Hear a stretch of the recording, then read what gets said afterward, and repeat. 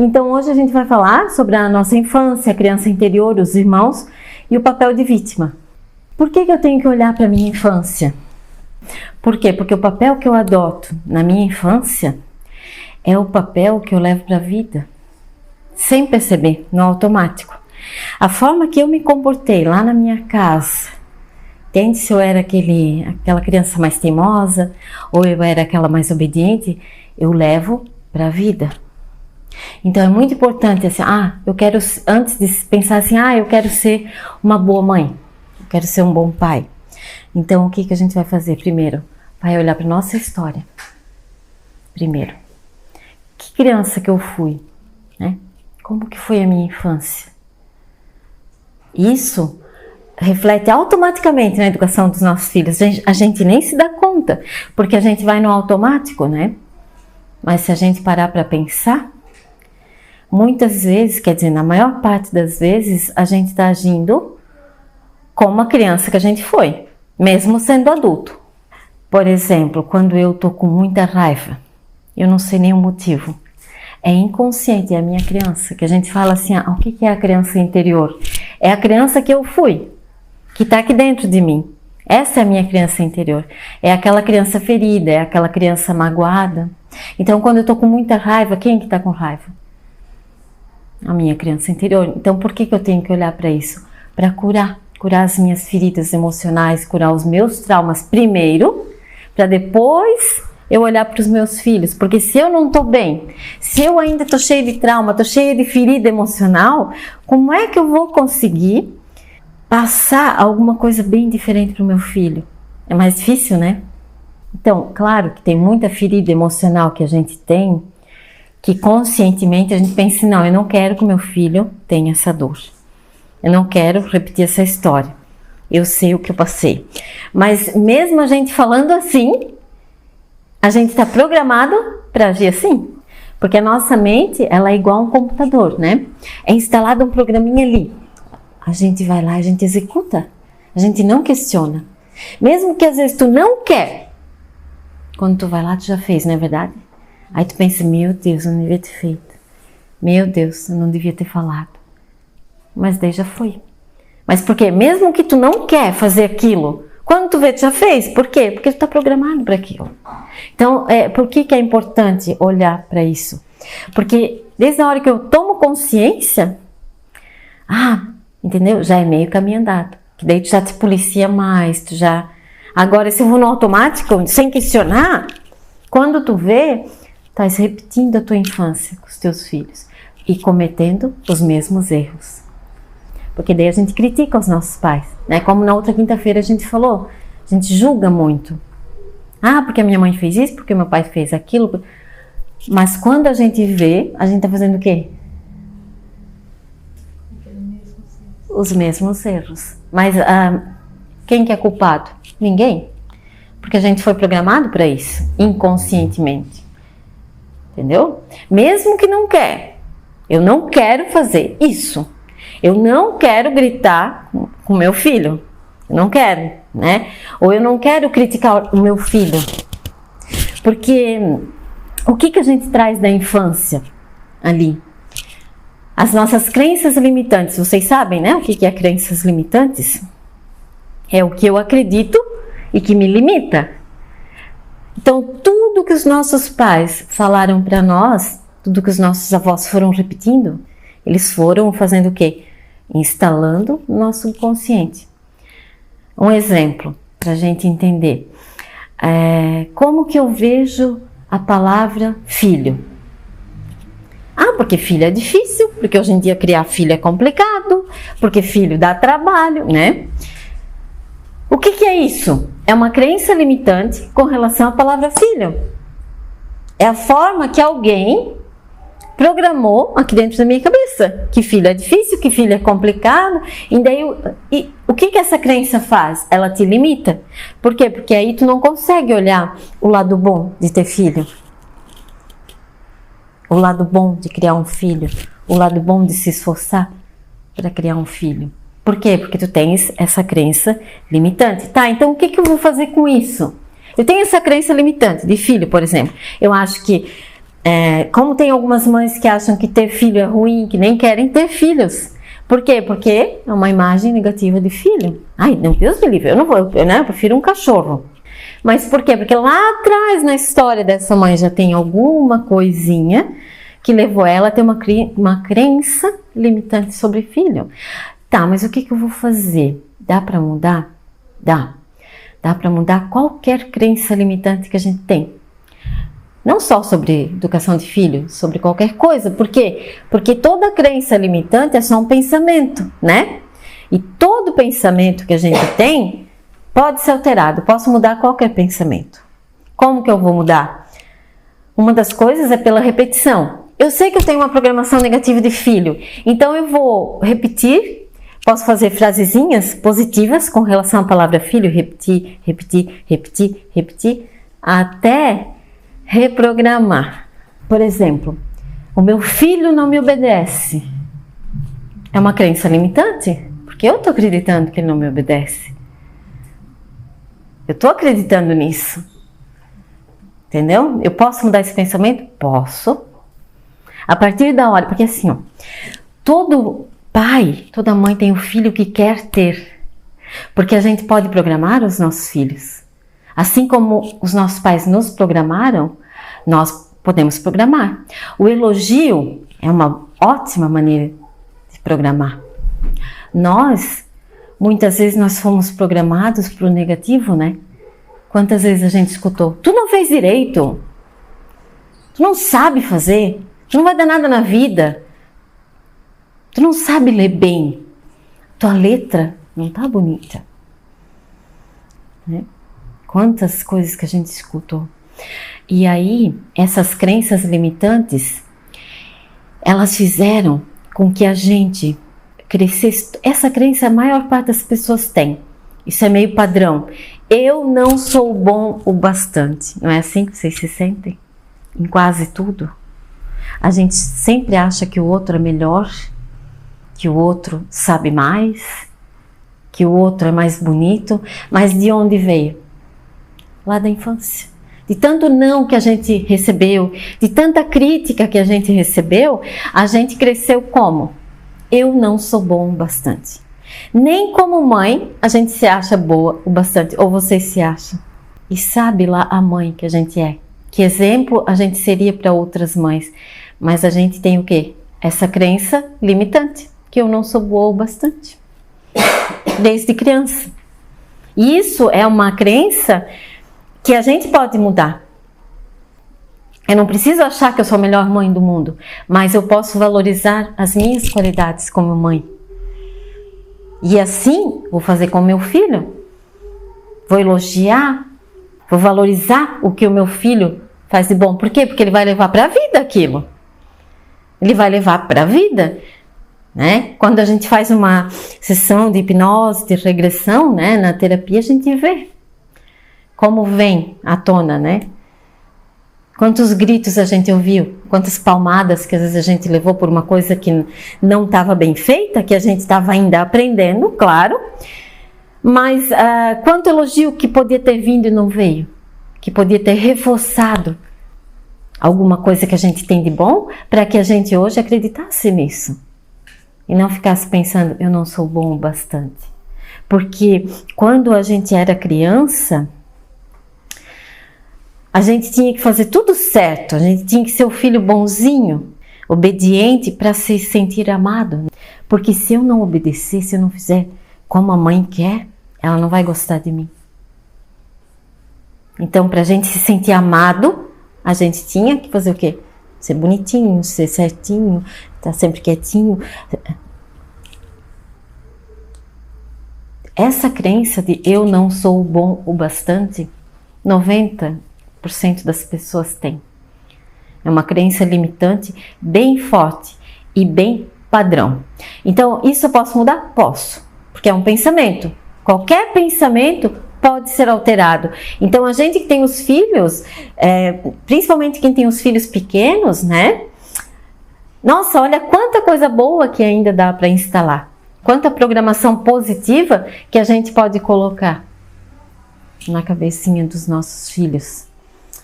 Então, quando a gente fala de criança interior, tem muito curso, né? Tem muito workshop. Vem cuidar da sua criança interior. É isso?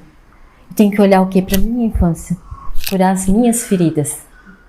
Ou a gente está no automático, repetindo o que as mães fizeram com a gente, ou a gente está fazendo o oposto. Porque, eu tenho essa dor tão grande, né? Eu levei tanto puxão de orelha que eu não quero dar, porque doeu demais. Ou então eu vou dar sim, porque a minha mãe fez assim, e se não apanha mesmo, entendeu? Então, nesses tempos, eu tive uma mãe na terapia que discutia comigo, porque ela ia continuar assim, batendo nos filhos, porque ela apanhou bastante e ela achou que valeu a pena. Então, isso é o quê? O automático. Sem questionar, valeu a pena mesmo? Às vezes é mais cômodo, né, do que a gente pesquisar, porque as nossas mães, elas não tiveram acesso às informações que a gente tem hoje. Elas não questionavam.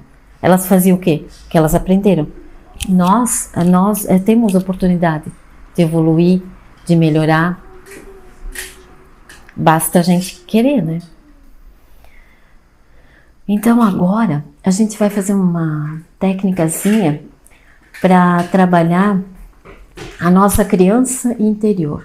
É uma técnicazinha, é tipo uma auto-hipnose, tá? Vou colocar no som, daí vocês vão ouvindo, vocês fecham os olhos.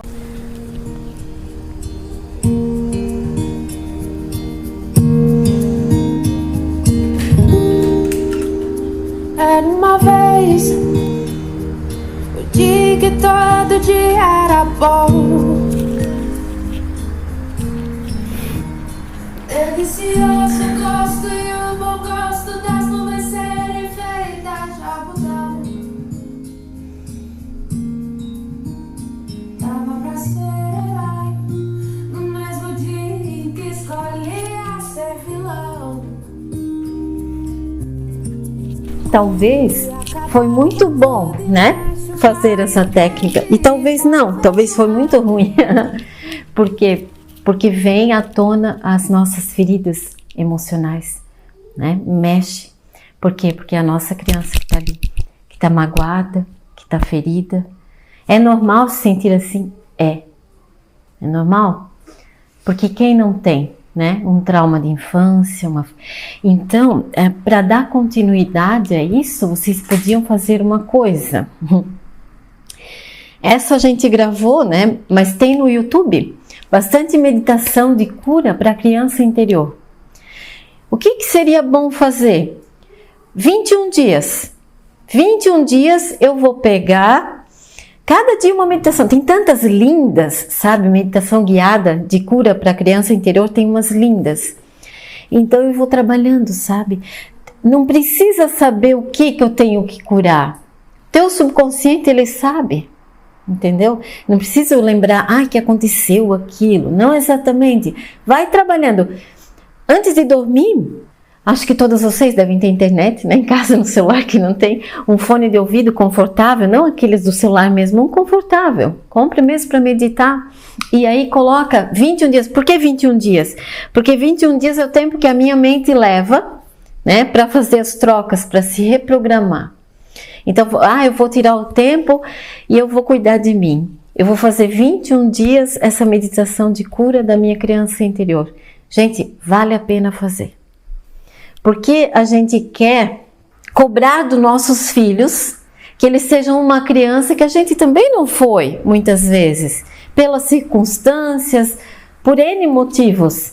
Então, primeiro eu vou fazer o quê? Eu vou curar a minha criança. A partir do momento que eu estou curada, que eu me libertei, porque muitas vezes a gente está ali com os nossos filhos, mas a gente tem o quê dentro da gente? Uma raiva, uma angústia, uma tristeza que a gente às vezes nem sabe o motivo. Por quê? Porque muitas vezes, olhando para o teu filho ali, naquele momento, ele brincando ou ele estudando, te remete a uma lembrança da tua criança interior, que tu nem sabe, que é inconsciente, e te traz essa emoção negativa. Então, a partir da hora que a tua criança está trabalhada, que as tuas feridas estão trabalhadas, automaticamente isso vai refletir aonde? Na educação do meu filho. Tá tudo ligado. Não tem como, eu vou ser a melhor mãe do mundo agora. Porque daí eu vou pegar lá as dicas lá, né, na internet, tem um monte de dicas e sugestões. Funciona? Funciona. Só que é uma cobertura. Tu tem que começar pela base, pela raiz. Não, porque senão fica uma educação superficial. Porque um dia eu vou fazer assim, como tá lá nas dicas, né? Mas no outro dia eu vou fazer como? Como eu tô programada para fazer. Inconscientemente. Entendeu? Então o primeiro caminho é qual? É eu compreender os meus pais, perdoar os meus pais primeiro, parar de criticar os pais, acolher o pai e acolher a mãe que a gente teve, que eles são os melhores pra gente, eles são certos, se a gente aceita ou não, entende? Depois eu vou olhar o quê? Vou olhar pra minha infância, vou curar minha criança, então tentem fazer isso, 21 dias, porque a gente cuida de todo mundo, né, as mães, né? Cuida do marido, cuida do filho, né? Mas a gente não tira aquele tempinho pra gente. Isso automaticamente vai refletir em tudo. Então, isso é uma coisa bem importante. Quem fizer 21 dias vai ver que as mudanças vão acontecer, tá? E também dá para trabalhar em terapia, dá para trabalhar em constelação, né? A nossa criança interior. A questão dos irmãos, que é outra coisa importante. Todo mundo tem irmão aqui? Tem alguém que é filho único? Não? Todo mundo tem. A questão dos irmãos reflete nitidamente na educação dos nossos filhos. Sabe? Se eu fui o irmão mais velho, se eu fui o irmão mais novo, se eu fui o caçula, se eu fui o do meio, se na minha frente tinha um homem, se na minha frente tinha uma mulher. Isso tudo vai refletir na forma que eu educo o meu filho, a minha filha. Quem que é irmão mais velho aqui? Primeira mulher? Tem duas. As outras são as segundas mulheres. Quem tem um homem na frente? Então isso tudo vai refletir.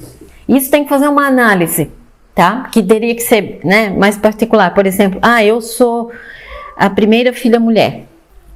Sou a primeira filha mulher. Então, a primeira filha mulher, ela já é uma líder nata, né? Ela já nasceu para mandar, porque ela já foi a primeira, entendeu? Então, quando ela, por exemplo, ela é a primeira filha mulher e depois dela tem outra mulher. Ela vai ter primeiro um filho homem. Ela já vai ter dificuldade de lidar com aquele filho, de ter autoridade com aquele filho, porque ela não... Ou se ela já tinha um irmão mais velho, por exemplo. Tu tens um irmão mais velho, aí tu tens um filho homem. Tu vai ter dificuldade com aquele filho homem. Porque o teu irmão mais velho, tu obedecia. Mas agora daí tu tem que mandar no teu filho, entendeu? O teu subconsciente, quando ele vê o teu filho, ele vê o teu irmão. E aí ele começa a confusão. Por exemplo, eu tenho uma irmã mais velha e sempre tinha que obedecer ela, e sempre encrenca com ela e confusão com ela, daí daqui a pouco eu tenho uma filha. Mas essa minha filha, automaticamente eu tenho que liderar ela, eu tenho que mandar nela. Eu não consigo, eu tenho dificuldade de ter autonomia com a minha filha. Por quê? Porque o meu subconsciente faz ligação com a minha irmã. E aí quando eu vejo, eu estou obedecendo a minha filha ao invés de mandar na filha. Gente, isso é batata, né, que se diz? E dá certo, não é que dá certo, é que é científico. Então, a mãe que tem conflito com a filha, vai olhar lá, vai buscar lá nos irmãos, vai buscar lá na infância dessa mãe, o que aconteceu lá atrás, vamos olhar. Aí o que tu faz? Tu faz uma sessão de hipnose, de regressão, tu harmoniza essa mãe com a irmã dela lá, automaticamente ela vai se harmonizar o quê? Com a filha aqui. Entendeu? Então é importante olhar como que era o relacionamento meu com os irmãos. Quantos irmãos que eu tinha? Isso, é claro que é melhor tu fazer uma análise individual para te saber, entendeu? Eu tenho um conflito com meu filho, homem. Tá, então vamos ver lá. Os irmãos, como que era a tua relação com os irmãos? Tu é mais velha, tu não é, né? Entendeu? E isso acontece muito com casais também. A primeira filha mulher que casa com o primeiro filho homem, bate de frente, porque dois mandam, entendeu? Então, tudo isso tem que ser analisado. Por quê? Porque para facilitar a convivência, para ter uma relação boa, para ter uma relação harmoniosa, porque tá tudo aqui, a gente vai no automático e a gente não sabe. Tem casais, né, que eu atendo que, por exemplo, o homem, ele tem dificuldade com a mulher. Mas aí tu vai fazer uma análise, esse homem, ele tinha dificuldade já com a irmã em casa. Ele tinha uma irmã mais velha que ele tinha que obedecer, ele odiava aquilo. Aí o que ele faz? Ele casa e o subconsciente dele olha para a mulher e vê a irmã e aí começa o conflito. Eu não vou te obedecer também, entendeu? Então, a nossa mente traz muitas armadilhas. Então, por isso que eu tenho que olhar tudo isso antes de ficar criticando meu filho, porque meu filho isso, porque meu filho aquilo, porque eu não dou mais conta, porque meu Deus do céu, porque eu me arrependi de ser mãe, porque... Calma! Vamos pelas raízes, né? Como foi a educação lá dos meus pais? Que criança que eu fui? Como que eu fui com os meus irmãos? Entendeu? O papel de vítima é zona de conforto. É bem mais fácil a gente ficar, porque eu tive uma infância muito sofrida, porque eu ganhei castigo, porque minha mãe fez isso, porque minha mãe me abandonou, porque a minha mãe me rejeitou, porque meu pai não me deu carinho. É mais fácil se esconder ali. É mais cômodo, né?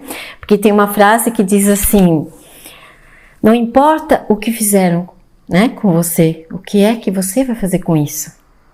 Né? Eu posso ficar ali no papel de vítima eternamente, mas eu nunca vi ninguém evoluir no papel de vítima. Eu já fiquei muito no papel de vítima também, entendeu? Então é assim. Eu com a minha filha também, eu tinha muito conflito quando eu obedecia a ela, porque eu tinha irmã mais velha para obedecer.